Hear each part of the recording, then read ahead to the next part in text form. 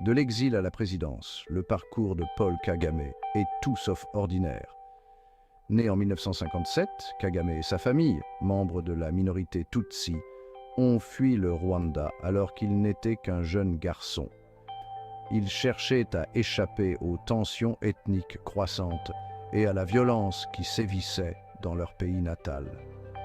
Kagame a passé ses années de formation en Ouganda, où il s'est engagé dans l'armée de résistance nationale dirigée par Yoweri Museveni. Cette expérience a éveillé en lui une passion pour la stratégie militaire et le leadership.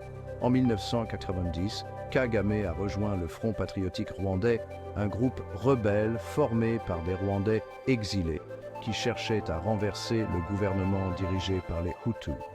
Ses prouesses militaires se sont rapidement devenues évidentes et il a gravi les échelons, devenant finalement le chef du FPR.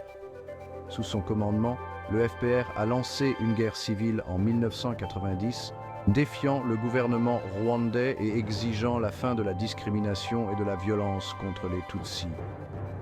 Le génocide rwandais de 1994, un événement horrible qui a coûté la vie à environ 800 000 Tutsis et Hutus modérés, a tragiquement transformé le conflit.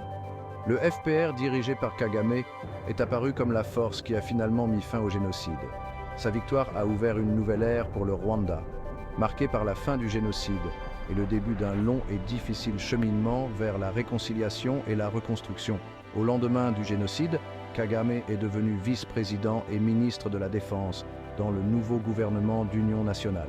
Il exerçait une influence considérable, même si Pasteur Bizimungu, un Hutu, occupait la présidence. Cependant, les tensions politiques ont couvé et, en 2000, Bizimungu a démissionné, ouvrant la voie à Kagame pour qu'il assume la présidence.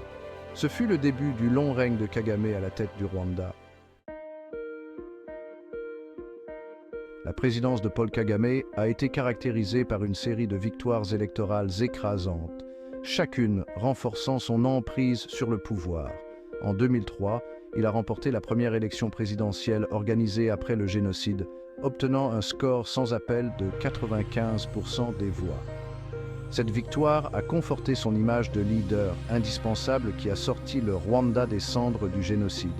Ses réélections ultérieures ont suivi un schéma similaire. En 2010, Kagame a remporté un second mandat avec 93% des voix. Puis, en 2017, après des changements constitutionnels lui permettant de briguer un troisième mandat, il a obtenu une nouvelle victoire écrasante, recueillant 88,8% des voix.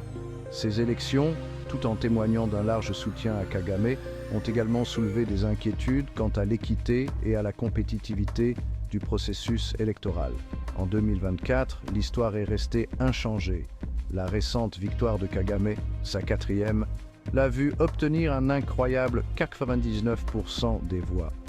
Ce résultat, bien que prévisible, a amplifié le débat sur la démocratie et la liberté politique au Rwanda.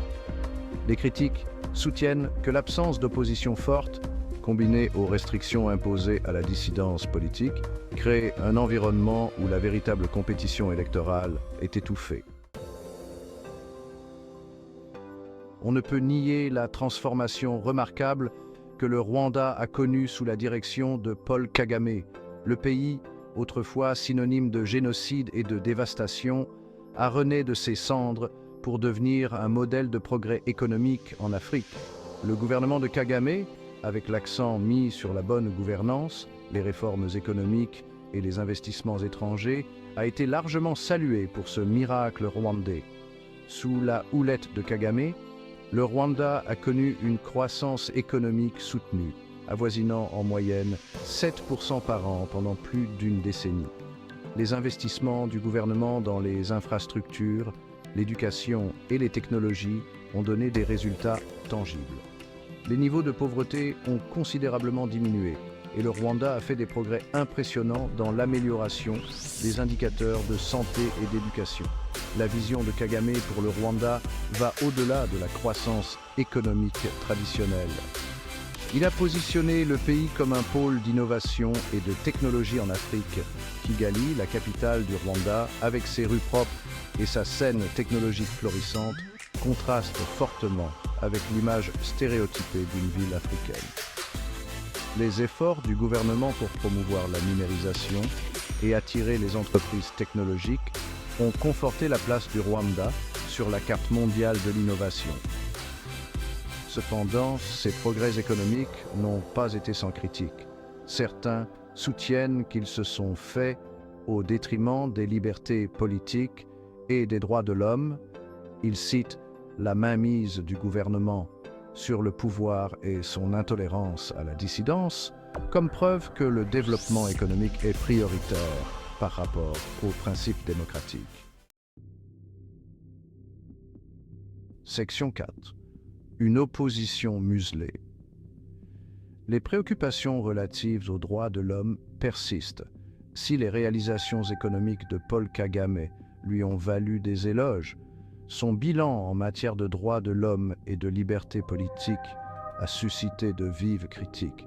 Les organisations de défense des droits de l'homme ont documenté des cas d'arrestation arbitraire, de disparition forcée et de restrictions à la liberté d'expression et de réunion au Rwanda. La répression de la dissidence par le gouvernement, souvent justifiée au nom du maintien de la stabilité, a soulevé des inquiétudes quant au rétrécissement de l'espace dévolu à l'opposition politique et aux voix indépendantes. Les critiques affirment que le gouvernement de Kagame a effectivement réduit au silence toute opposition significative. Les partis d'opposition sont confrontés à des obstacles importants et les médias indépendants opèrent sous de fortes contraintes. Les journalistes et les militants qui osent critiquer le gouvernement s'exposent à des intimidations, du harcèlement et même à l'emprisonnement.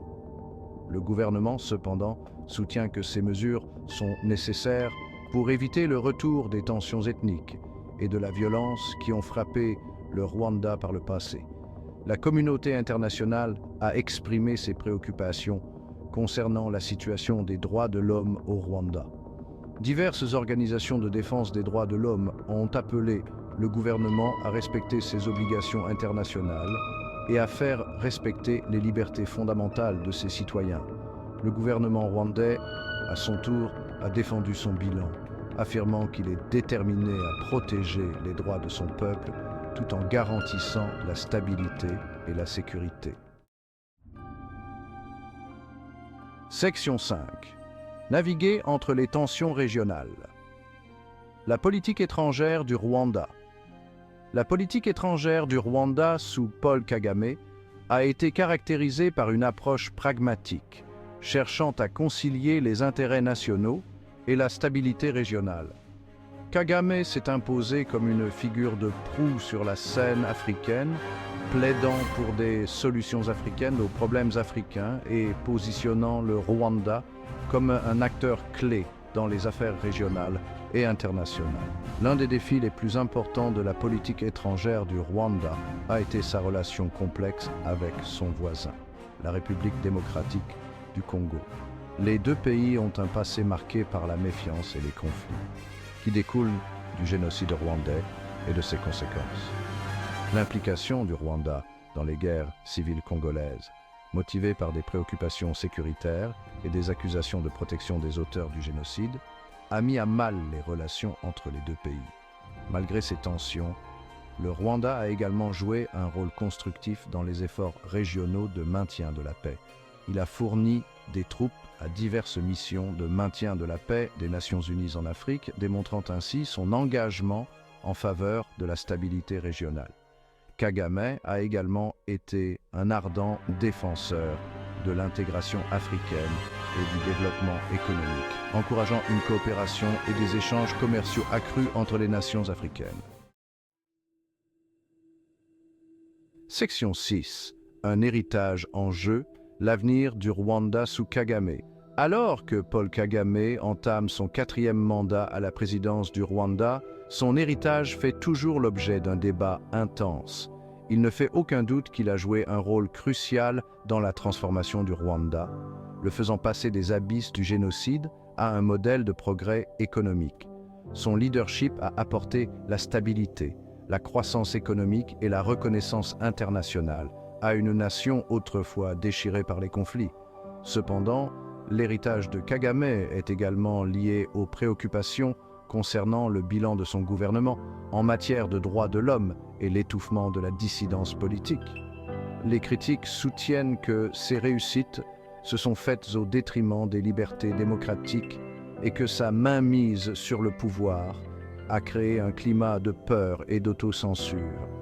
L'avenir du Rwanda, sous la direction continue de Kagame, reste incertain. Si le pays a accompli des progrès remarquables, des défis subsistent. Il sera crucial pour la stabilité et la prospérité à long terme du Rwanda de trouver un équilibre entre le développement économique et les libertés politiques, de s'attaquer aux inégalités de revenus et de gérer des dynamiques régionales complexes. Seul l'avenir dira comment l'histoire jugera l'héritage de Kagame et si le Rwanda peut s'appuyer sur ses acquis pour devenir une nation véritablement démocratique et prospère.